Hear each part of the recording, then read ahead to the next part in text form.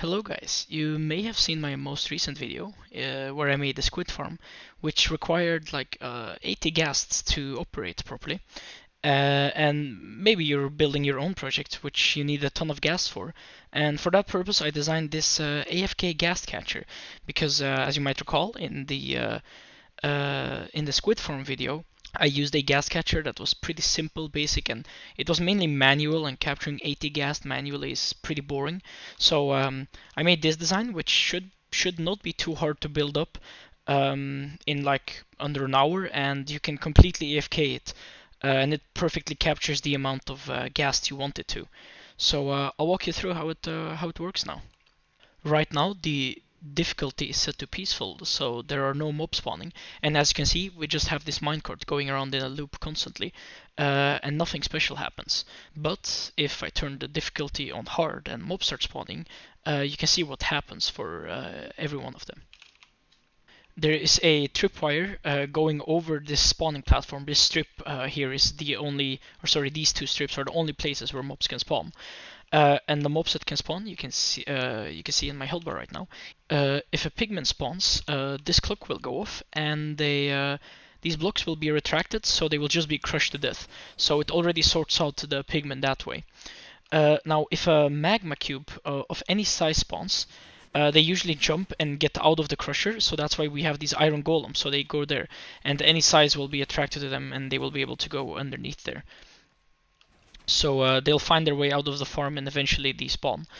And then eventually, when we get to the ghast, what happens is they're too big to fall through, and they're not attracted to the iron golems. So they will get pushed next to these rails, where they will be picked up by the minecart.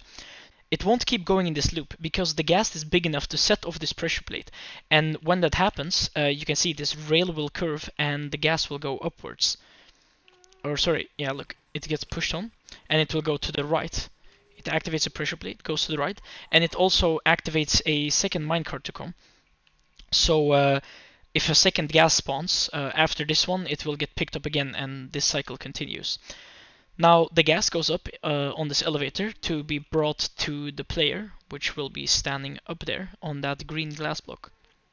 Now the player will be AFKing here, and he will be continuously clicking right click. He will have to spam click it, so for that you will need to use a spam clicker. I use the built-in software for my mouse. I have a Logitech mouse, so I just use the Logitech software, and I can easily set up a macro for it. But if you don't have that, you can use another auto clicker program. I'll make sure to link a good one in the description. Yeah, and you have your name tags in here. So when a ghast comes over this railway, once it goes up the elevator, it will go over this detector rail, set off the dropper, and drop the player one name tag. And since he'll be continuously holding right click, and since he'll be inside of the ghast, I will actually be able to see it in action now. Since he'll be inside of the ghast, he will always correctly name tag it. So the timing's lucky. I'll showcase it right now when this one comes up. As you can see, I name tag the ghast, and it then gets sorted into these tubes. The first one of these ghasts will get sorted into the first tube, then this rail curves, and the second one will get sorted into the second tube, and so forth and so on, until the system resets and they just stack up in layers of 5. Now, each one of these tubes can hold 20 ghasts, so depending on how many ghasts you need for whatever project it is you're working on, you can just expand this infinitely and keep adding tubes. The only other thing you'd need to do is add minecarts to the chest down here, which is how we actually count how many ghasts we want to capture. So say you want to capture 100 ghasts, that's 5 tubes. You just put 100 minecarts in here, and once they're filled up, there will be no more minecart to pick up any new ghasts that spawn. So yeah, the system can't overflow at all. Now, as you can see, this is the despawn sphere for the player when he's AFKing in the on top of the green glass. So any mob going outside of here will despawn. And it's also extremely close to the farm, which means the despawn chances of any mob inside of the farm down here are extremely high. Now that's a good thing for our baby pigmen, which will not be able to be crushed by these blocks, or will not even set off the tripwire at all. But it's a bad problem for our ghasts, because what could happen is we have a ghast that spawns, gets picked up by this minecart and sorted out, so a new minecart dispenses, but then it goes up and it despawns while it's going on this ladder. Now, there's a very small chance of this happening, but it could of course happen. The solution for that is, once it has passed the renaming station, or sorry, the naming station, we have a secondary ghast sorter to make sure we actually have a ghast. Because once a ghast is name tagged, it is secured. It cannot despawn anymore, and there's no way to lose it. So if you have a ghast at this sorter after the name tagging station, you know that the ghast is secure. You have you're guaranteed to keep it. So it can set up this pressure plate again, the rail will curve to the right, and it will go inside of the gas storage system. Now, say it despawned while going up there, so there's no gas in here, then it will go to the left. The minecart, the empty minecart, will get broken by this cactus, go into this dropper, and will then be dispensed out here, where it will drop all the way down, land on this hopper, and go back into the chest system. So it can be used again for another ghast. The only way this could ever fail is if the last ghast, the last minecart, despawns, it despawns on the elevator, then it'll come back in here, but there will be nothing to dispense it again. So then you will have one less than the amount of ghast you intend to have, but that is not a big fault, because yeah, you can just run the machine again with that one minecart to make sure you get your last one. This is supposed to be temporary after all, so fixing minor bugs like that would make it more complicated than is necessary. Now, this is the nether portal through which the ghast will go to the overworld, and while you are running it, you want to have this slabbed and not active, because otherwise pigmen could spawn in here and take up the mob cap. So you will just be AFKing, and then once you're done, you can come out of your spot and come down here, and all these tubes will be filled up depending on how many of them you want. Then you can light the portal, and you can fly down here, and whenever you press the button in here, one of the gas will be released from the tube, and it will get sent into this little station. Now what happens here is it goes over the detector rail, and the gas gets pushed into that corner down there, and then this double piston extender pushes it into the portal. So I'll show you that right now.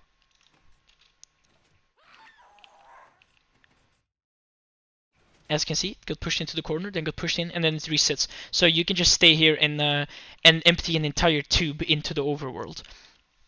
And it holds 20 of them, so one tube will make sure that the 20 ghasts that get to the overworld don't die by entity cramming. Then the empty minecarts, which the ghast comes out of, will get will land on this rail, get broken by the cactus, and then get put into here, where you can eventually collect them once the gas collection is done. Another thing is they are almost always on rails that have a glass block above them, so they cannot see the player even when you're standing here, and they should be able to see you. They cannot see you, yeah, because their head is stuck inside of the glass.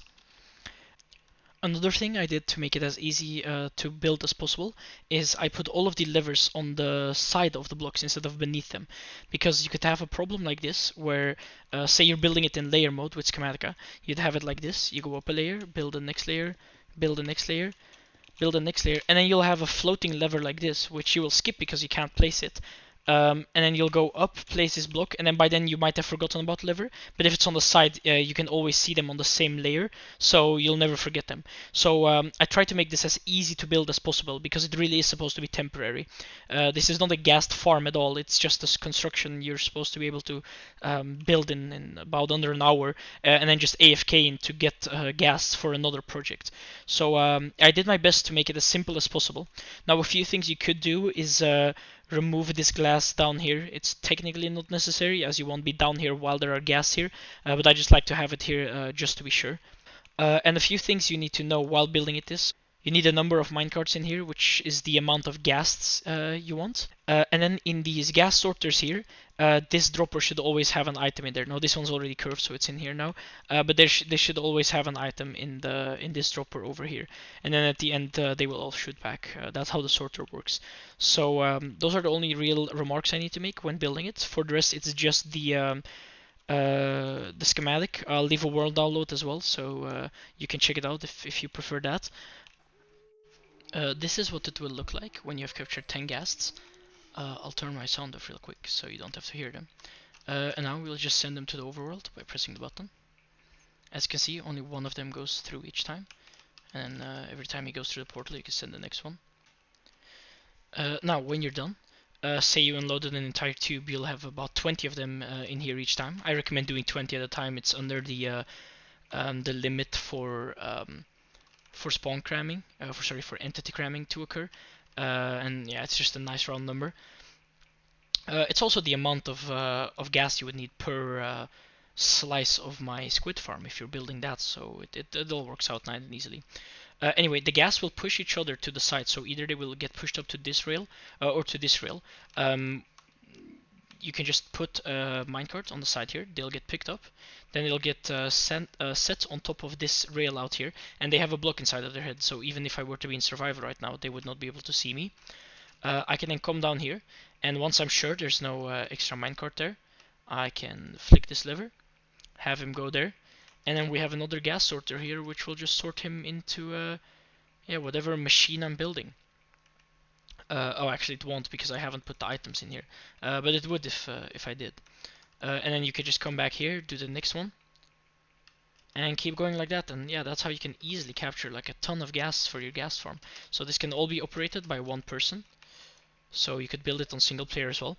I am playing in 1.12 right now, most technical servers are, but you can do this up to 1.16 so far. It's just when you're in 1.16 with the new Nether update, you would have to use, I'll show you, you would have to build the machine inside of a Nether wastes biome, which is the biome that's just like the old Nether, and then it should work totally fine, nothing weird should occur. One last thing I should probably mention is that this farm creates about 10 ghasts per hour, so you can use that to know how long you should AFK.